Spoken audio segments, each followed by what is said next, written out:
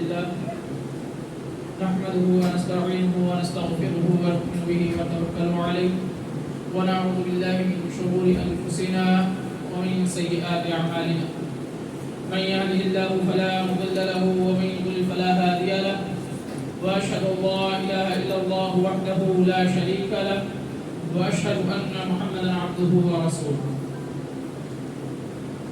أعوذ بالله من الشيطان الرجيم. بسم الله الرحمن الرحيم. يا أيها الذين آمنوا اتقوا الله حق تقاته ولا تموتن إلا وأنتم مسلمون.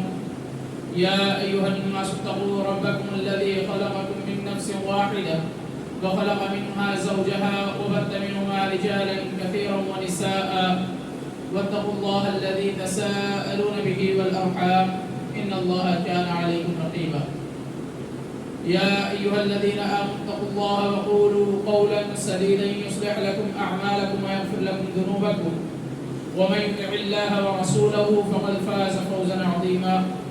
أرسله بالحق بشيرا ونذيرا. أما بعد فإن خير الحديث كتاب الله وخير الهدي هدي محمد صلى الله عليه وسلم وشر الأمور محدثاتها وكل محدثة بدعة وكل بدعة ضلالة وكل ضلالة في النار. فأعوذ بالله السميع العليم وبوجهه الكريم وسلطانه القديم من الشيطان الرجيم بهمزه ونفخه ونفثه. بسم الله الرحمن الرحيم.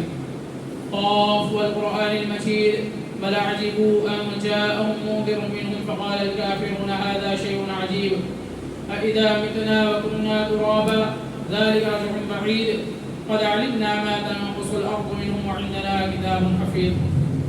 قال الله تبارك وتعالى في موضع آخر في كلامه فإن آمنوا بمثل ما آمنتم به فقد اهتدوا.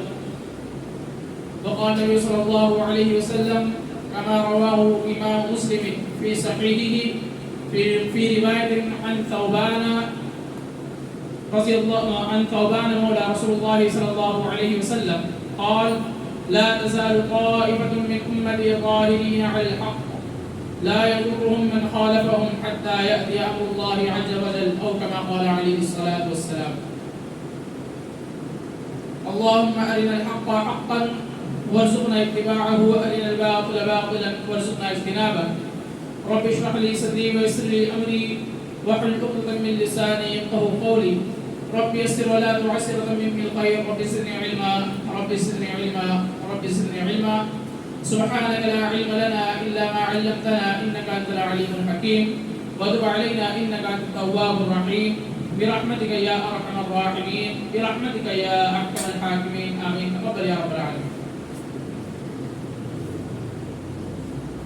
تمام تعریفیں اس وحدہ لا شریک کے لیے جو روز ازل سے تعلق سے خود قرآن مجید فرماتا ہے وَيَبْقَى وَجْهُ رَبِّكَ ذُو الْجَلَالِ وَالْإِكْرَامِ کہ ہمیشہ ہمیش باقی رہنے والی ذات اللہ رب العالمین کی ذات ہے.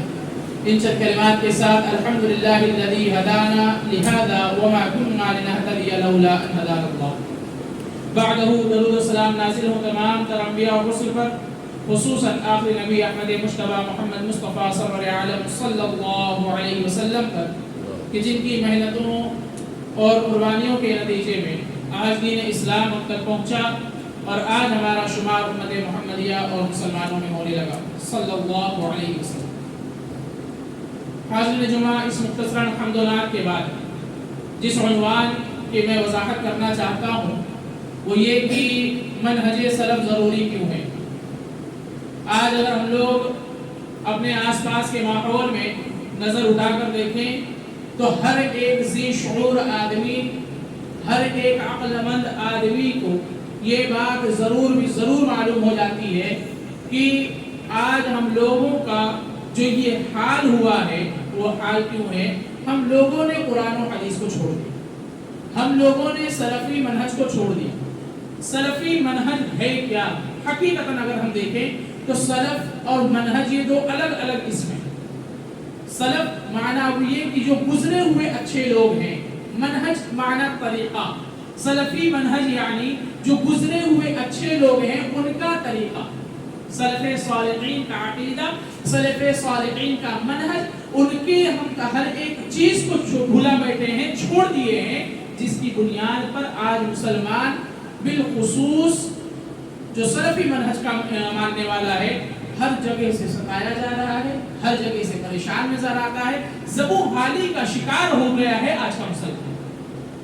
اخبارات کے ذریعے سے، سوشل میڈیا کے ذریعے سے نت نئی ہر دن کی کوئی نہ کوئی خبر آتی ہے، فلانے جگہ پہ یہ ہو گیا، فلانے جگہ پہ ایسا ہوا، فلانے جگہ پہ ویسا ہوا۔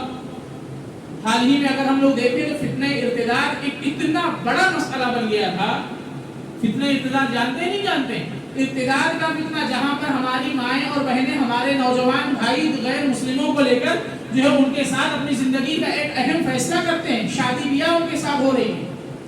آج اگر ہم لوگ دیکھیں تو کئی ایک رپورٹ کے مطابق اگر ہم دیکھتے ہیں تو محض کرناٹک، صوبے کرناٹک کے اعتبار سے اگر دیکھیں تو تقریباً 3 مہینے کے اندر 71 لڑکیوں نے غیر مسلموں سے شادیاں کی ہوئی۔ وجہ قرآن و حدیث کی تعلیمات سے ناپید ہونا۔ ان وجوہات میں سے وجہ کیا ہے؟ اللہ، اس کے رسول صلی اللہ علیہ وسلم کی تعلیمات سے ناواقفیت۔ اس کی وجہ کیا ہے؟ اللہ، اس کے رسول صلی اللہ علیہ وسلم کے احکامات کو پس پشت ڈال دے۔ ہم نے سوچا کہ بھائی دوسرے کے گھر کا مسئلہ ہے، ہمارے گھر کا مسئلہ تو ہے نہیں۔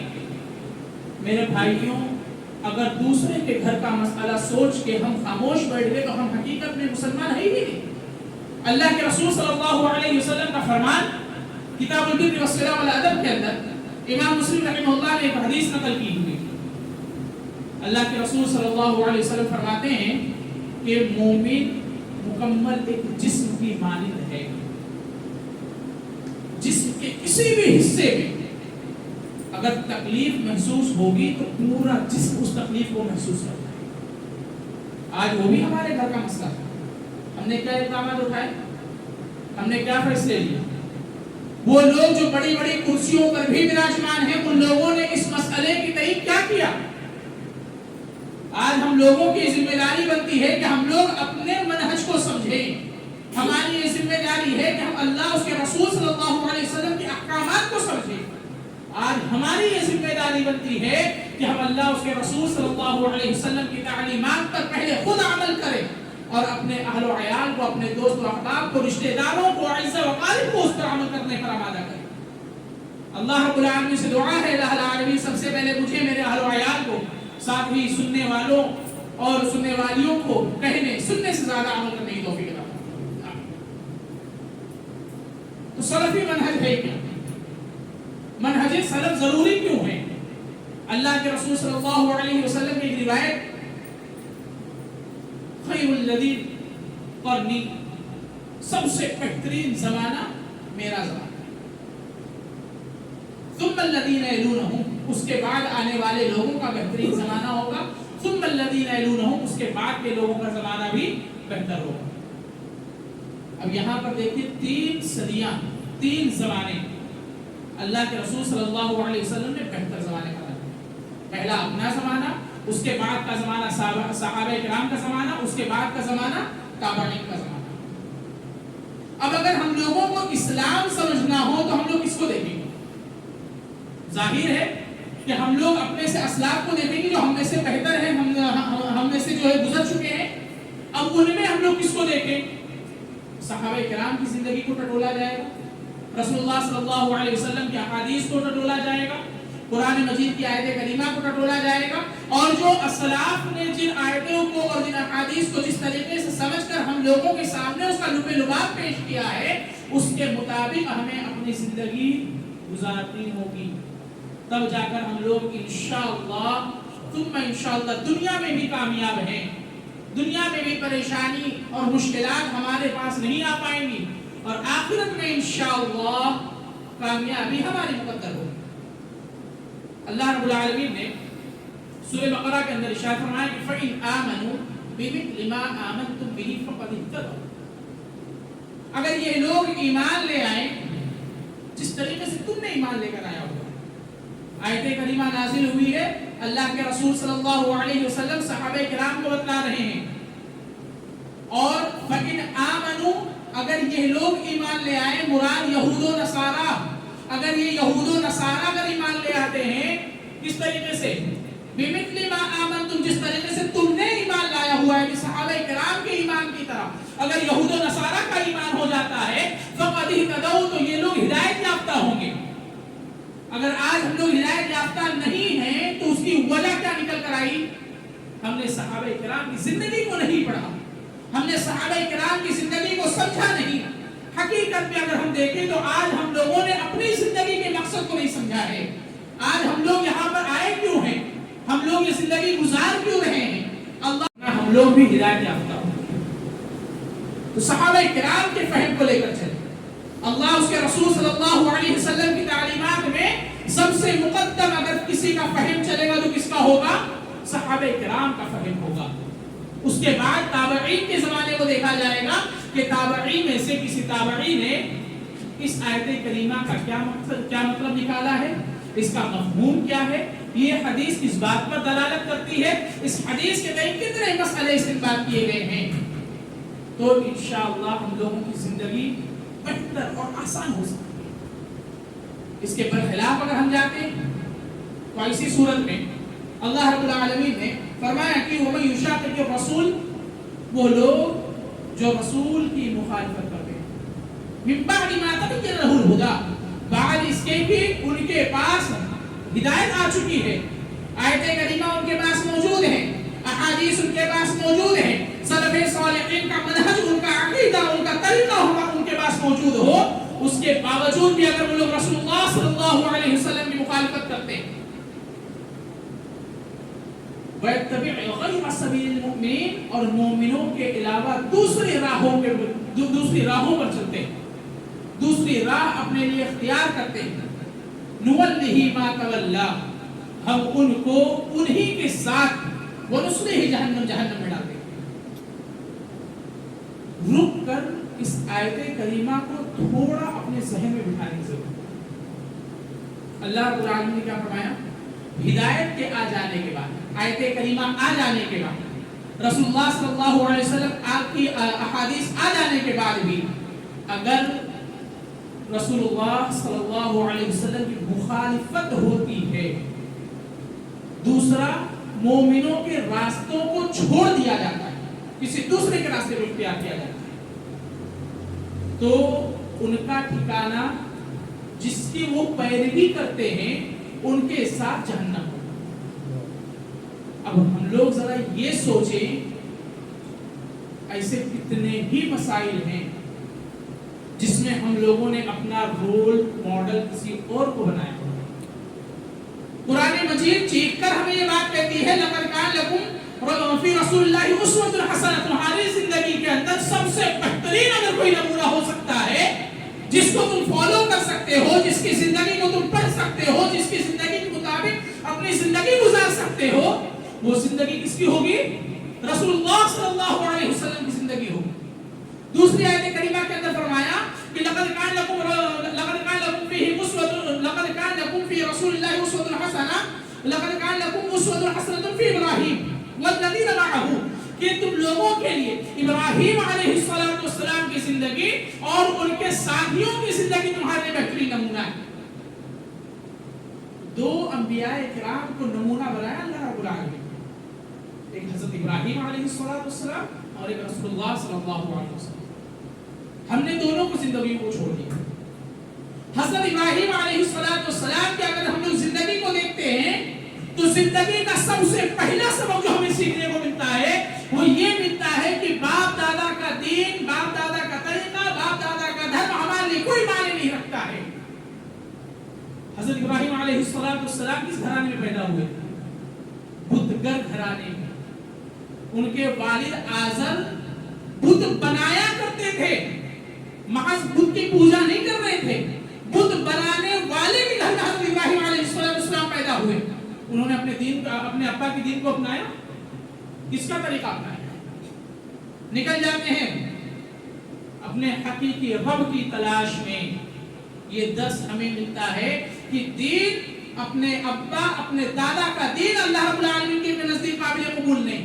نزدیک اللہ رب العالمین کے اگر کوئی دین قابل قبول ہے تو اللہ رب العالمین کا دین قابل قبول ہے. خود قرآن مجید کے اندر اللہ رب العالمین نے فرمایا کہ ان الدین عند اللہ الاسلام, اللہ رب العالمین کے نزدیک سب سے بہترین دین دین اسلام ہے. آگے فرمایا سورہ آل عمران کے اندر کہ جو شخص وَمَن يَبْتَغِي غَيْرَ الْإِسْلَامِ دِينًا فَلَن يُقْبَلَ مِنْهُ، اگر کوئی شخص ایسا ہوگا جو دین اسلام کے علاوہ کوئی دوسرا دین تلاش کرتا ہے، ایسی صورت میں فَلَن يُقْبَلَ مِنْهُ، اس سے اس کے دین کو قبول نہیں کیا جائے گا، وہ فی الآخرۃ من الخاسرین، آخرت میں اس کا ٹھکانہ جو ہے خسارہ اٹھانے والوں میں سے ہوگا۔ مسلم کی تعلیمات کے مطابق اپنی زندگی گزار رہے ہیں، یہ قربانی کے ایام چلے ہوئے ہیں، قربانی کے ایام میں حضرت ابراہیم علیہ السلام کی جو زندگی سے اسباق ملتے ہیں، کہ ہم نے ان اسباق کو اپنایا، کہ ہم نے حضرت ابراہیم علیہ السلام کی زندگی کو ایک بار پڑھا، کس طریقے سے جو ہے وہ اپنے حقیقی رب کے پاس جاتے ہیں، حقیقی رب کی تلاش میں نکل جاتے ہیں گھر سے، سورج نکلتا ہے، سورج کو دیکھ کر کہتے ہیں یہ میرا رب ہو سکتا ہے، سورج ڈوب جاتا ہے کہتے ہیں نا میرا رب ایسا نہیں ہو سکتا، چاند نکلتا ہے، چاند کی روشنی کو دیکھتے ہیں، اس کی جگمگاہٹ کو دیکھتے ہیں، اس کے چمکنے دمکنے کو دیکھتے ہیں، کہتے ہیں یہ میرا رب ہو سکتا ہے، بعد میں جب وہ ڈوب جاتے ہیں کہتے ہیں یہ بھی میرا رب نہیں ہو سکتا، ستاروں کو دیکھتے ہیں، ستاروں کو دیکھنے کے بعد میں بھی کہتے ہیں یہ میرا رب ہو سکتا ہے، جھلملاہٹ ختم ہو جاتی ہے، ستارے ڈوب جاتے ہیں، کہتے ہیں یہ بھی میرا رب نہیں ہو سکتا ہے۔ اس طریقے سے انہوں نے اپنے حقیقی رب کی تلاش کی ہے۔ ہم لوگ چاہتے ہیں کہ ہمارے پاس جو کچھ بھی چیز ہو پوری مکمل طریقے سے ریڈی میڈ سامنے آ جائے اور ہم اسی چیز کو اپنا لیں، معلوم پڑے گا کہ ہاں یہ چیز فلاں مولوی نے کہا ہے، بس 100% بات صحیح ہے۔ کیوں؟ مولانا نے کہی ہے یہ بات، ہم نے اپنے دماغ کو چلایا نہیں، ہم نے اپنے ذہن کو متحرک نہیں کیا، حق کی تلاش میں ہم اپنے آپ کو لگا نہیں رہے ہیں۔ کسی عالم نے کہہ دیا ہمارے لیے وہی 100% بات ہے۔ اگر ہمارے ذہن پر کوئی کسی قسم کا دباؤ آ جاتا ہے کہ یہ مسئلہ ایسے ہونا چاہیے، ہمارا دل کہتا ہے نا مولانا نے بات بولی، مولانا غلط تو نہیں کہہ سکتے، چلو اسی چیز کو اپنا لیں۔ میرے بھائیوں، منہج سلف اگر ہماری زندگی میں نہ ہو تو یہ وہی معاملہ ہے کہ مکمل سالن تیار ہے لیکن اندر نمک نہیں، بے مزہ، بے ذائقہ، کوئی مقصد نہیں، کوئی مطلب نہیں۔ اگر وہی ہم نے اپنی زندگی میں منہج سلف کو اختیار کر لیا، جس طریقے سے اللہ کے رسول صلی اللہ علیہ وسلم، ان کے اصحاب کرام دین کی تلاش میں نکلا کرتے تھے۔ ایک حدیث ہے امام ابو داؤد رحمہ اللہ کی سنن ابی داؤد کے اندر کتاب العلم، وہاں پر ایک شخص مدینہ سے دمشق جاتے ہیں، کہاں جا رہے ہیں؟ دمشق، مدینہ سے حضرت ابو دردہ کے پاس۔ فجاءه رجل من مسجد دمشق، ایک شخص جو ہے مسجد دمشق میں آتے ہیں، کہتے ہیں یا ابا الدردہ انی جئتک من مدینہ رسول اللہ صلی اللہ علیہ وسلم، میں اللہ کے رسول صلی اللہ علیہ وسلم کے شہر سے یہاں آیا ہوا۔ کیوں آئے؟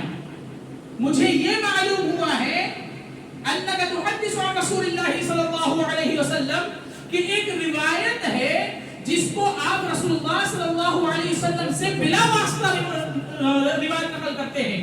ایک حدیث ہے جو آپ نے اللہ کے رسول صلی اللہ علیہ وسلم سے ڈائریکٹ سنی ہوئی ہے، میں وہ حدیث سننے کے لیے آیا ہوں۔ ہم میں سے کتنے ہیں جو اس تعلیم کو حاصل کرنے کے لیے دوسرے جگہوں پر جاتے ہیں؟ آج گوگل یونیورسٹی ایک بہت ہی اہم یونیورسٹی ہو گئی ہے۔ کوئی بھی مسئلہ ہو، موبائل نکالو، گوگل پہ سرچ کرو، معلوم ہوا یہ فتویٰ ہے، وہی لوگوں کے پاس واٹس ایپ کرو، اسی کو شیئر کرتے چلے جاؤ کہ ہاں ہم نے بہت اہم کام کیا ہے، بہت بڑا کام کیا ہے ہم نے۔ وہ مسئلہ کیسا ہے، کیسا نہیں ہے، عالم دین نے جو مسئلہ وہاں پر شیئر کیا ہے وہ کس ناحیے سے ہے، ہمیں اس کی کوئی پرواہ نہیں۔ ہمارے مطلب کی چیز اس کے اندر ہے، بس ختم، شیئر کرتے چلے جاؤ۔ میرے بھائیوں، کیا سلف کا یہی طریقہ تھا؟ سلف کا کیا طریقہ تھا؟ حضرت عمر بن خطاب رضی اللہ تعالی عنہ کے تعلق سے بڑی مشہور معروف روایت موجود ہے۔ حضرت عمر بن خطاب رضی اللہ تعالی عنہ اپنے گھر کے پیچھے کچھ کام کر رہے تھے، ایک صحابی جاتے ہیں، دروازہ ٹھوکتے ہیں، اندر سے کوئی آواز نہیں آتی، دوسری مرتبہ دروازہ ٹھوکتے ہیں، کوئی آواز نہیں آتی، تیسری دفعہ دروازہ ٹھوکتے ہیں، کوئی آواز نہیں آتی، وہاں سے نکل جاتے ہیں. حضرت عمر خطاب رضی اللہ تعالی عنہ جب ان سے ملاقات کرتے کہتے ہیں کہ تم میرے گھر آئے ہوئے تھے, تم پلٹ کیوں گئے؟ کہا کہ اللہ کے رسول صلی اللہ علیہ وسلم کی تعلیم تھی کہ 3 مرتبہ دروازہ ٹھوکو, اگر میں اندر سے آواز آئے تو ٹھیک, ورنہ وہاں سے پلٹ جاؤ. حضرت عمر خطاب رضی اللہ تعالی عنہ کہتے ہیں اگر اس روایت پر, اس بات پر اگر تم نے گواہ پیش نہیں کیا تو میں تمہاری گردن اڑا دوں. کیوں؟ کیونکہ تم نے رسول اللہ صلی اللہ علیہ وسلم کی جانب ایک بات نقل کی, ایک بات تم نے رسول اللہ صلی اللہ علیہ وسلم کی جانب سے کہی ہے, اس بات کے لیے مجھے گواہ لا کر دو. صحابی ڈرے ڈرے سہمے سہمے جانے لگ جاتے ہیں. ان کو معلوم ہے کہ یہ حدیث ہے, رسول اللہ صلی اللہ علیہ وسلم کی تعلیم ہے, معلوم ہے, اس کے باوجود وہ جاتے ہیں. ایک صحابی ملتے ہیں, کہتے ہیں کیا ہوا, آپ اتنے ڈرے ڈرے کیوں؟ کہتے ہیں کہ میں نے ایسی ایسی بات حضرت عمر خطاب رضی اللہ تعالی عنہ سے کی اور اس پر وہ گواہ چاہتے ہیں. صحابی رسول کہتے ہیں تو بہت چھوٹی سی بات ہے, ہمارے یہاں کا ایک ادنا سا چھوٹا سا بچہ بھی جا کے ان کو یہ گواہی دیتے ہیں. کہنے کا مطلب یہ ہے کہ حضرت عمر خطاب رضی اللہ تعالی عنہ اتنے حساس تھے کہ کوئی بھی بات اگر نبی کریم صلی اللہ علیہ وسلم کی طرف منسوب کر دی گئی تو پہلے اس کی گواہی مانگ رہے ہیں کہ گواہ لاؤ اس چیز کے لیے.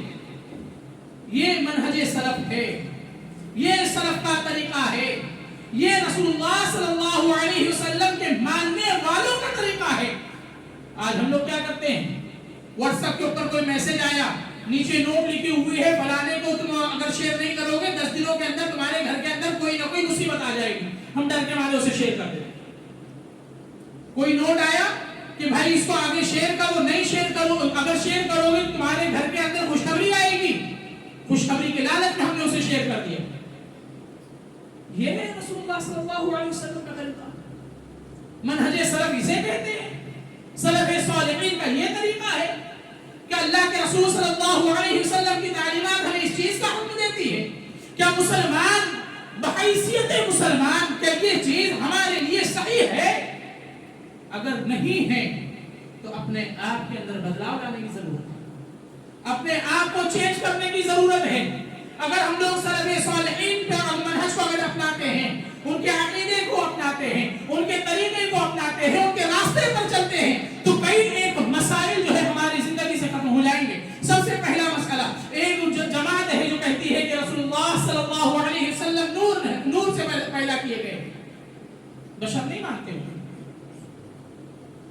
منہج سلف کیا کہتی ہے؟ ہمارے پاس اگر کوئی ایسا آ گیا کہ اللہ کے رسول صلی اللہ علیہ وسلم کو نور سے پیدا کیا گیا, بڑے بڑے عالم ان کے, بڑے بڑے علماء اس بات کی گواہی دیتے ہیں کہ رسول اللہ صلی اللہ علیہ وسلم نور سے پیدا کیے گئے ہیں, رسول اللہ صلی اللہ علیہ وسلم علم غیب رکھتے ہیں, قرآن و حدیث سے وہ لوگ اپنے من مطابق دلائل بھی پیش کر دیں گے. کیا ہم مان لیں؟ منہج سلف ہمیں اس چیز کی اجازت دیتی ہے. کیا ہمیں ہمارے اسلاف کا طریقہ یہ بتلاتا ہے کہ ایک عالم نے کہہ دیا ہم مان لیں؟ قرآن مجید سے اس کا استنباط کیا جائے گا, احادیث دیکھی جائیں گی, صحابہ کرام کی زندگی دیکھی جائے گی, تابعین کے فہم کو دیکھا جائے گا کہ کس طریقے سے ان لوگوں نے اللہ کے رسول صلی اللہ علیہ وسلم کو نور مانا تھا, بشر مانا. قرآن مجید کی آیت کریمہ کہتی ہے سورہ کہف کی آخری آیت, قل انما انا بشر مثلکم یوحی الی. اے نبی پاک آپ ان سے کہہ دو انما انا بشر, میں بھی ایک بشر ہوں. کفار مکہ اس بات پر لڑائی کرتے تھے کہ نبی انسانوں میں سے کیسے آ گئے. اگر نبی ہونا چاہیے تھا تو کوئی فرشتہ نبی ہوتا, نوری مخلوق پر نبی ہوتی. ہمارے میں سے, ہم میں سے انسان, ہماری طرح چلنے پھرنے والا, بولنے والا, یہ نبی کیسے ہو سکتا ہے؟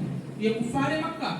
اور یہ مسلمان کفار مکہ کہتے ہیں کہ ہم انسان کو نبی نہیں مانتے. آج کا مسلمان کہتا ہے کہ ہم یہ نبی کو انسان نہیں مانتے.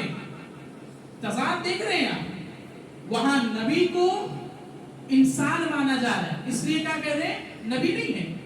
یہاں نبی انسان نہیں ہے بلکہ نوری مخلوق ہے. اب یہاں پر ہمارا سلف کا عقیدہ کیا کہتا ہے؟ آیت کریمہ دیکھیے, اختلاف ہو گیا, کسی بھی مسئلے کا اختلاف ہو, کسی مسلک کا اختلاف ہو. ایک چھوٹی سی مثال، حلالہ کرنا صحیح ہے یا نہیں. ایک جماعت کہتی ہے صحیح ہے، ایک جماعت کہتی ہے صحیح نہیں ہے. کیا کہیں گے؟ بڑے بڑے علماء وہاں بھی ہیں، بڑے بڑے علماء یہاں بھی ہیں. منہج سلف ہمیں کیا کہتی ہے؟ لعن اللہ المحلل والمحلل له. اللہ رب العالمین کی لعنت ہو شخص پر جو حلالہ کرتا ہے، جو حلالہ کرواتا ہے. دونوں پر اللہ رب العالمین کی لعنت ہے. منہج سلف سے ہم نے یہ چیز سیکھی ہے کہ اختلاف اگر ہوتا ہے تو اسی صورت میں قرآن و حدیث کی جانب پلٹا جائے. قرآن مجید اس بات کی گواہی دیتی ہے، قل اطیعوا اللہ واطیعوا الرسول واولی الامر منکم فان تنازعتم فی شیء فردوه الی اللہ والرسول. اے وہ لوگوں، یا ایھا الذین آمنوا اطیعوا اللہ واطیعوا الرسول، اے وہ لوگوں جو ایمان لائے ہو، اللہ کی اطاعت کرو، اس کے رسول کی اطاعت کرو. واولی الامر منکم، اور اولو الامر کی اطاعت کرو. فَإِن تَنَازَعْتُمْ فِي شَيْءٍ، اگر کسی مسئلے میں اختلاف ہو جاتا ہے، فَرُدُّوهُ إِلَى اللَّهِ وَالرَّسُولِ، تو اللہ اس کے رسول کی طرف پلٹا. یہاں پر اللہ رب العالمین نے اولو الامر کی بات نہیں کی کہ جو تم میں سے بڑے ہوں، جو تمہارے امیر ہوں، جن کی تم مقلد کرتے ہو، تقلید کرتے ہو، جن کی طرف تم اپنے آپ کو جو ہے منتسب کرتے ہو، ان کو نہیں. اللہ اس کے رسول کی طرف مسئلے کو پلٹانے کا حکم دیا گیا. تو منہج سلف اسے کہتے ہیں کہ کوئی بھی بات ہو، کوئی بھی اختلاف ہو، کسی بھی قسم کا جھگڑا ہو، ہمارے پاس وہی چیز قابل قبول ہے جس پر اللہ اس کے رسول صلی اللہ علیہ وسلم کی مہر لگی ہوئی ہو.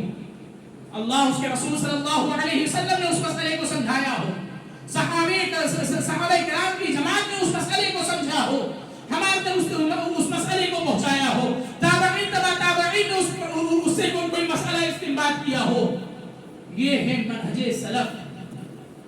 اسی طریقے سے اگر مسائل کی بات کی جائے تو مسئلے میں ایک مسئلہ آتا ہے اللہ رب العالمین تک پہنچنے کے لیے کسی کا وسیلہ لگانا. اولیاء اللہ کا وسیلہ لگایا جائے گا تو اللہ رب العالمین تک بات پہنچے گی.